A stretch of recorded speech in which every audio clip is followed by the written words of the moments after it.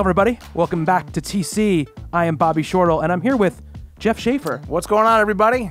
So yeah, we've got Jeff Schaefer, host of the Man Cave podcast. That's right. And also host of Beer Town USA. Soon to be on televisions everywhere, or at least somewhere. But right now you can see, we'll put a link to it in this post, you can see the sizzle reel, the screen test on YouTube. Oh, that'd be great, guys. Should I talk about the show? Yeah, absolutely. Okay, so the show, the goal is to travel across the country trying craft beers from small towns all over the place and kind of getting a feel of how those craft beers kind of shaped the town and made the town what they are. I get to interview some brewers, drink a lot of awesome beer, have some laughs. And when you see the clip on YouTube, if you can give me a little thumbs up and tell your friends, that would be great. So this week, it's really a funny thing because you're doing this Beer Town thing. I'm also doing this Beer Town thing. Right, yep. I shot some of it, I edited some of it. Mm-hmm. But this came totally independent of that happening. So Ska Brewing Company in Durango, Colorado, contacted me because they have an interesting thing going on. They have a comic book that's right here called Legion of Ska. And it's a comic book based around sort of a lore around their beer. Now, let's not bury the lead here. They sent us this thing. They'll send you this thing, too. Yeah. What do we call these things again? Viewmaster? Viewmaster. Yeah. Right. So this makes for great radio. Well, not great, even great video. But in here you can see, I can say, oh, here's the brewing company. Welcome to Ska Brewing. I can see the tasting room right now. It's great. It looks like a cool place. And it did look like a cool. I've been making goofy faces all the time today. Yeah, I can still see. I'm not blind. I can look through this and still I can see you out of the corner of my eye. Oh yeah, I can't see you at all. And all like the taps are bowling pins, stuff like that. See the brewing going on. It's pretty cool. Colorado, in that area, is a big beer community. It's on the list of many places we hope to visit with Beer Town USA, and now Ska Brewing maybe is on that list. Yeah. Check it out. Yeah, absolutely. So we're going to try these beers. We've got the Modus Mandarina, which is an India Pale Ale, and the Mexican Lager, which is a Mexican-style lager. Wow. So we're going to try these. We're going to give our little taste test. I will say, they did provide us with these beer samples. We have not tried them at all. So if we don't like them, we will tell you whether or not we don't like them. Let me read a little bit about the beer. Yeah. This is my first time seeing this beer company. Modus Mandarina? Yes. So right away I can tell there's some sort of orange flavorness to this, which is an Indian Pale Ale, so an IPA.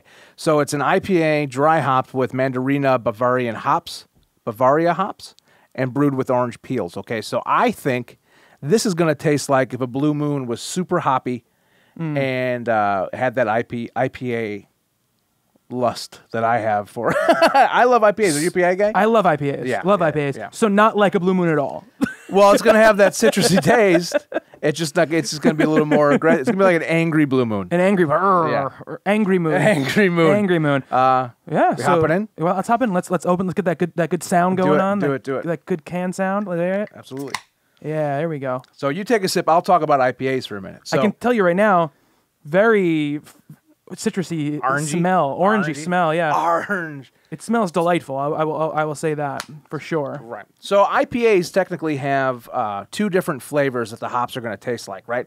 So it's mostly going to be like a piney IPA, which is like a more sensitive. That's what the hop flavor tastes like. When someone goes, "Oh, it's hoppy," it's usually either a piney flavor or it's going to be a grapefruit flavor.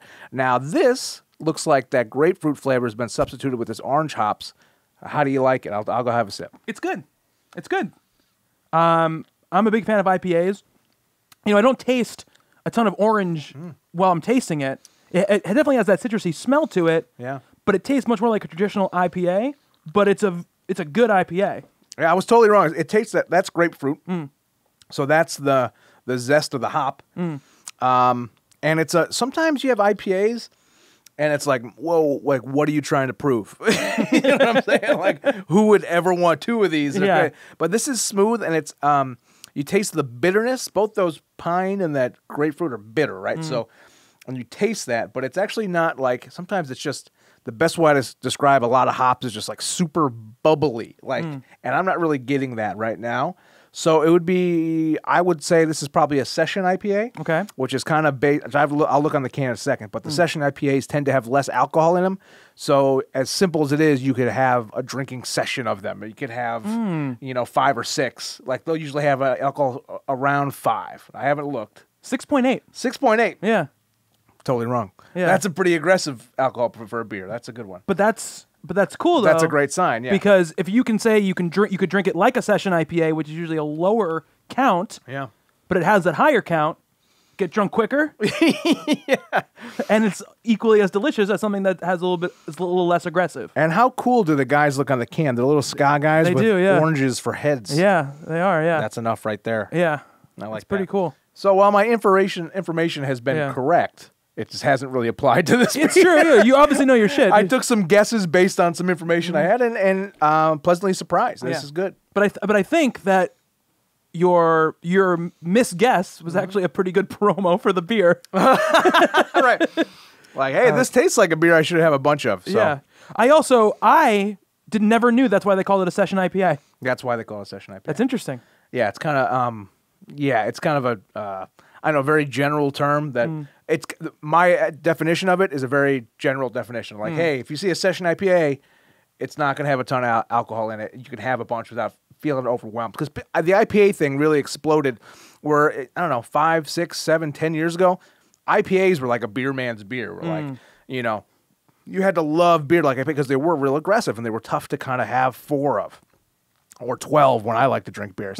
And then I'm like, they wanted to kind of make IPAs your mom would drink, and not your mom necessarily. Right, yeah. And so they had to settle it down and still make it delicious. And there's some really great session IPAs out there. There's a beer company out by us called Montauk Brewing, which has one of my favorite session IPAs. It's in a green can. And there's just a lot of them. It's a good...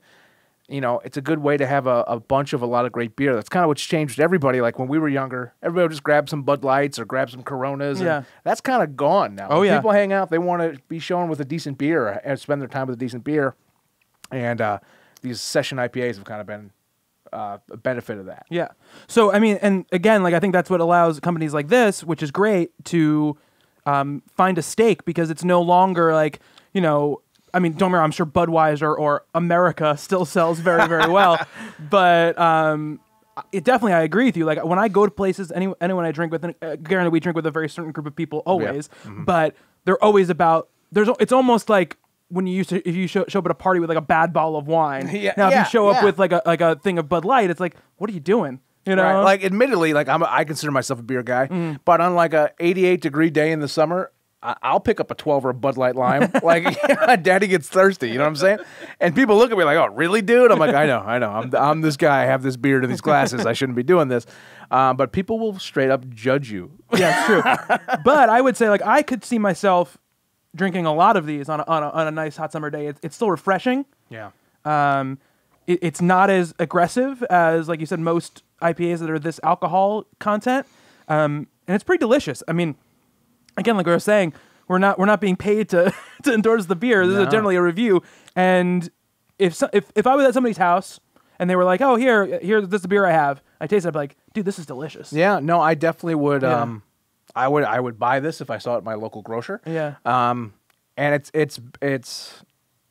the things I like about it, I didn't expect to like about it. So I was just expecting something totally different. I was expecting something more citrusy.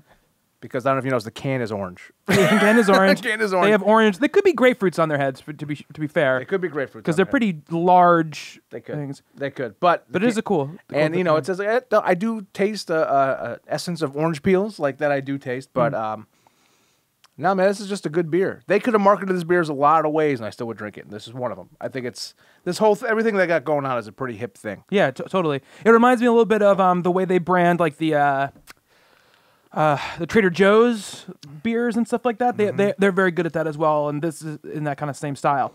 So do we want to try the Mexican lager? Well, I'm trying to get wasted in this 20 minutes we have. So if let's do the Mexican lager. Okay, we can go back to these beers. So we will finish. We got the beers. whole hangout thing. Yeah. So so we got Mexican lager. This does not have a big explanation. It just says handcrafted Durango. All right, let's talk about the Mexican lagers we know and we love. Okay. Yeah. The first one that comes to mind is like a Dos Equis, right? And then the next one's a Corona is supposed to be a Mexican lager. Right. Yeah. So what we're gonna have here is a light beer. This should also have a low alcohol percentage. It should be in the low 5s, even in the high 4s in some of them. Okay. And it's going to be a very, I don't want to say watery, but there's not going to be a ton of flavors in it. It's going to be a smooth beer that you would want to drink when it's 95 degrees and cool yourself down. And it's not usually not great beers to get drunk on if that's your goal. And if that is your goal, we're always here to talk. Yeah. But I love Dos Equis. And what's the other Mexican one? Modelo? Modelo's another one. Yeah, Modelo's another one. So like you see, that's the one I think of. With like Mexican lagers, they're not as crisp and clean as a Budweiser or something like that, but they will be very similar. Right. It's a good thing to sit by the pool, probably that kind of thing. Yeah, exactly. Yeah. All right. Let's taste it up here. Bobby's gonna go in. Okay. It has that smell of pretty much everything you expect it to be. This might be tough for me because these are not my favorite beers. These are on the. I do like Dos Equis. I have drinking Modelo's. I think the foil cap they have is neat. But you know, what do you think? Yeah, it's exactly what you'd expect. Not a ton of flavor. It's got, I feel like, a little bit of something in there, a little bit of a extra in there, but pretty much it's kind of exactly what you would expect. Yeah. So when I describe this, when I describe beers, I try to describe what you're drinking to something you've already drinking, right? Yeah. So when you say something extra, right, that is, if you've ever had a Natty Light or you've had a Milwaukee's Best or an Old Style or a Schaefer's beer, that's something extra. That bite to it. You know, and some people, Heineken has that too in a different way, where I like Heinekens. I'm like one of the last people who would drink a Heineken, but it has that something extra that I am not really a huge fan of. So this is going to be tough because I think it's a good Mexican lager. It's just not something I would probably pick. Right, yeah. I agree with you. I mean, I'm past this kind of beer. Yeah. If you were talking to 22-year-old Bobby, yeah, 21-year-old Bobby, definitely 19-year-old Bobby. But yeah, it's against the law. This would be the kind of beer that I would drink because it would be a beer that it's not anywhere on the flavor spectrum. It's not really supposed to be, right? It's supposed to be just very like middle of the road, right? Yeah, it's supposed to middle of the road. You know, this is the flavor. That's exactly what it's supposed to be. So if you like those other beers I named, and listen, they've been selling those other beers for a very long time. So somebody likes them. It's not me. Especially, we should have done it the other way around. It would have had a better chance. Yeah. Because this beer was great and exactly what I do like in life. And this one is, listen, those beer pong cups got to get filled with something. Exactly. Yes. Exactly. Yes. Exactly. That is, it's 3:30 and your foot's sticking to the bottom of the bar. And this is probably why. Yeah. But I don't like it. But it's good for what it is. So if you're listening and you like this type of stuff, you'll like this beer too. Yeah, and I would say always, like, for me personally, and this is just I'm not gonna call it a moral thing, but it's a preference thing.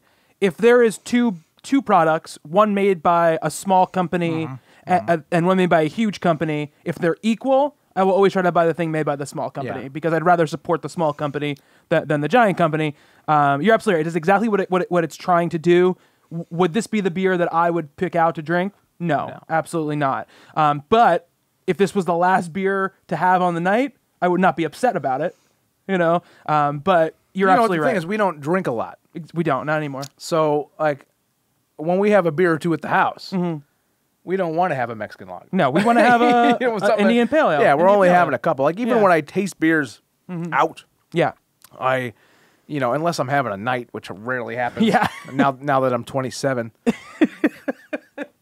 that maybe it's good for that. If you plan on having 8, go that direction, your stomach will thank you. But when you're adult and you have money and time and choices, I choose something the other way. So it's interesting. Like both of them have all these words across the top. Flip flop, recycle, fiesta, siesta, roll, recycle, drift, session, recycle, rise, lime, buck. They have the same words on each one? No, not different words. Oh, geez. Crush, recycle, reticulata, Smarten, Halftime, Recycle, Bevy, Forest, Zest, Kyle, Recycle. I only know like 30, 40 words, so this isn't bad. Yeah. Can we do like a Stone Cold Steve Austin thing with these cans of beer right now? No. We are in the studio. We cannot do a Stone Cold Steve Austin type of thing. So I think, for me, I think we fall right in the same place. I think that this beer, this Modus Mandarina India Pale Ale, is delicious. I would absolutely drink this anytime it was available. It's a really good beer. 6.8 is a big number. Like anything above like 7 is when you go to bars and they give you those fancy glasses that are like beveled on the bottom. Yeah. Because they don't want you drinking too much. Like those are like all your 9.3s and stuff. Yeah. And 6.8 for this, and it's a smooth beer. I like to focus on the positive of what we're here today. Absolutely. And that is this Modus Mandarina. And I saw they have this Modus thing for a couple other, just in the... in the comic book? No, on the Viewmaster. In the Viewmaster, they showed a couple of them, and I'd be curious to try more. So, Scott Brewing, if you send more, I'll be happy to talk about them again. At Man Cave Podcast, at BeerTownUSA.com, at Talking Comics, at Bobby Shortle, at Steve Sy, at Jackie Turner, at Brian Verderosa, at Talking Games, Talking _games, at Giant Teeth Music, at Bob Ryer. No, he doesn't have Twitter. No, okay. Good run, though. Yeah, but yeah, absolutely. Go to skabrewing.com if you're interested. Check out their website. I'll have information in the post in this about the comic. I'll throw some images in there as well for everybody to check out. But definitely, good beer for sure. Really pleasantly surprised. You always worry, right, when you get something to review, whether it be a beer or a comic book or a movie or a game. Your first sort of responsibility is to your audience, right? To say like, no. I'm a big sellout. Okay. Your first responsibility is always to your audience. Like they're the people that it matters to. That's the people that you have to tell them whether or not this is worth it or not. But somebody you got an email or a phone call or whatever from a PR person who's really excited about that thing, and you don't want to be like, oh, here we reviewed this thing and we hated it. It's not a good feeling. It takes a lot for me to hate a beer. Like, there's some though. The worst beer I've ever had has my last name on it. Schaefer beer is like some of the worst beer ever. Yeah. And every year for my birthday, people get me a 6-pack of Schaefer beer. The only beer to have when you're having more than one? Correct. When you're here to drink and drive, Schaefer beer is for you. But yeah, we're going to keep drinking these beers after we cut this camera and get out of here. Mm-hmm. But remember, at Talking Comics on Twitter is where you want to go. You can find Jeff at Man Cave Podcast. Correct. And listen to his podcast every week as well. He's a weekly podcast. Yeah, I'll use triple words. So the Man Cave Podcast, I have always said it's the place to go for men to feel comfortable listening about the things they love about. So we talk about beer almost every week. We talk about all the sports things you might like. We talk about movies, video games, and there might be an occasional beautiful woman to pop onto the show here and there. So we a lot of interviews, a lot of cool, dumb guy stuff, and it's at Man Cave Podcast, and the website is themancavepodcast.com.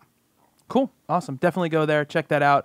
BeerTownUSAShow.com as well. Yep. If you want to see more Jeff talking about beers, you can find plenty of it there. Yeah, I did some dopey reviews around my house of some other beers, and of course the real stuff for the television show where I walk around with brewers and learn about the stuff. So when they love it. I'm like, hey, tell me about your favorite beer. And it's like, oh, we brew this over coffee nibs and on the oak barrels, and it's really like, oh wow, like I have to know just enough to not sound stupid asking questions. Right. Yeah. Like, how do you get it so cold? The secret to podcasting. Yeah, exactly. Or life. Life in general. Just know just enough not to sound stupid. Exactly. But yeah, Ska Brewing Company, Ska. Sorry, I want to make sure. SkaBrewing.com. Go there, check them out. Please remember to like and subscribe to this video. We're gonna have, I think, more beer reviews coming up. That's great. Got some more. It'll be a Zoot Suit Riot. Riot. A bottle of beer. Okay, we gotta get out of here. Zoot Suit Riot. Bye, everybody.